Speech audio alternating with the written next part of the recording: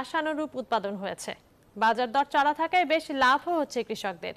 এখানকার আখের মান ভালো হওয়ায় পাইকাররা কিনে নিয়ে যাচ্ছেন দেশের বিভিন্ন জেলায়। রিপন হোসেনের তথ্য।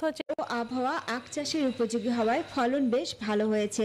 স্বল্প খরচে লাভ বেশি হওয়ায় অন্যান্য ফসলের চেয়ে আখ চাষে আগ্রহী হয়ে উঠেছেন কৃষকরা।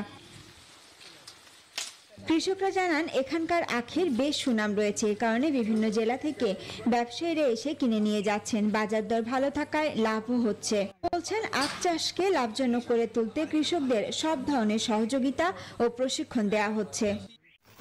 এবং তো সেল দেই নাই, তবে আশা করা যায় যে 1 বিঘা খেতে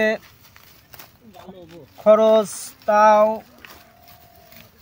35,000, আর যদি সেল দেই তাহলে হয়তো 1 লাখ টাকা পাবো আমি। এই জায়গাটার নাম হলো আমডাঙ্গা, এটা হলো গিয়া সলঙ্গা থানা। সরলি কুশাল লাগাচ্ছি, মোটামুটি আরও ক্ষেত আছে, মোটামুটি ভালো ফলন পাইতেহি আল্লাহ হতে। আর এবার এখানে লেগে এবার প্রথম লাগাচ্ছি, তাও 6 থেকে 8 মাস বয়স হয়েছে কুশালের।